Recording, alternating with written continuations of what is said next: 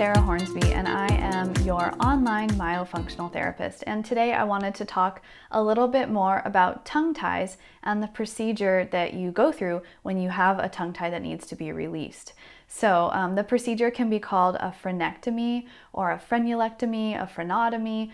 There's some technical differences between a lot of those procedures, but they all have the same goal. So we want to release the frenum or the tight tissue that's binding the tongue down or binding the tongue down into the floor of the mouth.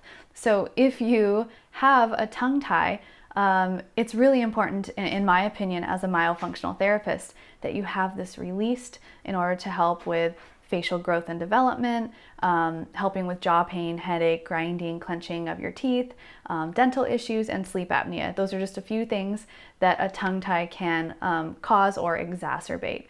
So the procedure is very, very simple. So if you have this procedure done, it can be done by a dentist, an oral surgeon, an ENT. There's nurse practitioners who do it. So to me, it doesn't actually matter the type of provider that you have the tongue tie released by.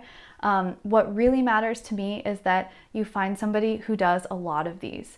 So if you're looking for dentists or doctors who can do the tongue tie release or frenectomy, find somebody and ask how often they do it. So find someone who does several a day, a week, or at least several per month. You don't want somebody who does like 1 or 2 a year or who's not super experienced.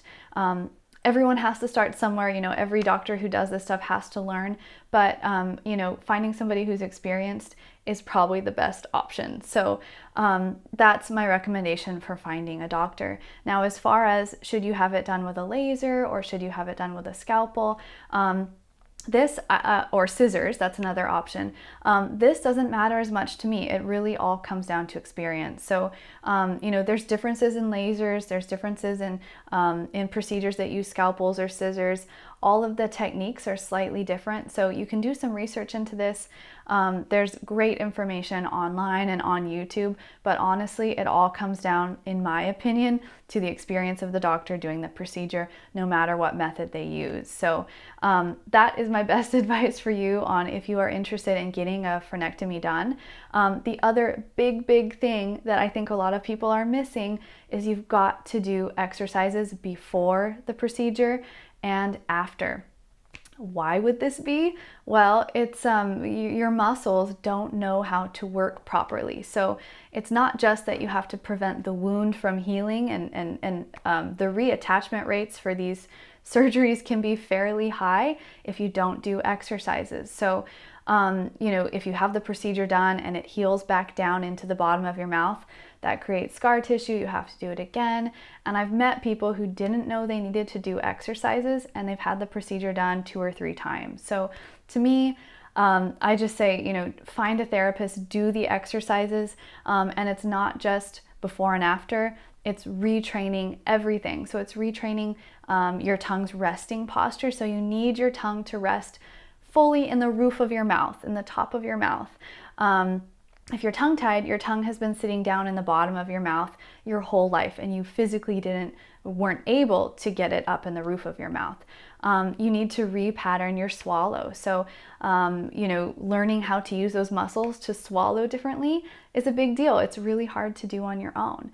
And then the other thing is learning how to move your tongue. So to manipulate food, even to speak, sometimes people feel like they need to relearn how to use the muscles. But the big picture that I'm trying to get at is you need to do exercises before and after you have the frenectomy done. And I recommend at least 2 weeks, hopefully more. But don't just contact a myofunctional therapist and say, hey, I've got my procedure scheduled for next week. Can you give me some exercises?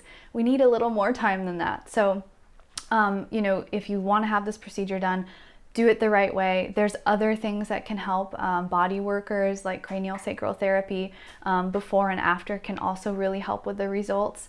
So do your research, find out all about this stuff before you go have your tongue tie released, and just make sure you're covering all your bases and that your frenum is not going to heal back down and you have to have the procedure done again. So that is my best advice for you on having your tongue tie released and having a procedure called a frenectomy. So feel free to reach out to me if you have any more questions on this. And also stay tuned to this channel. I've got lots more great information coming on not just tongue ties, but myofunctional therapy and all the exercises and all the stuff that I do and talk about every day.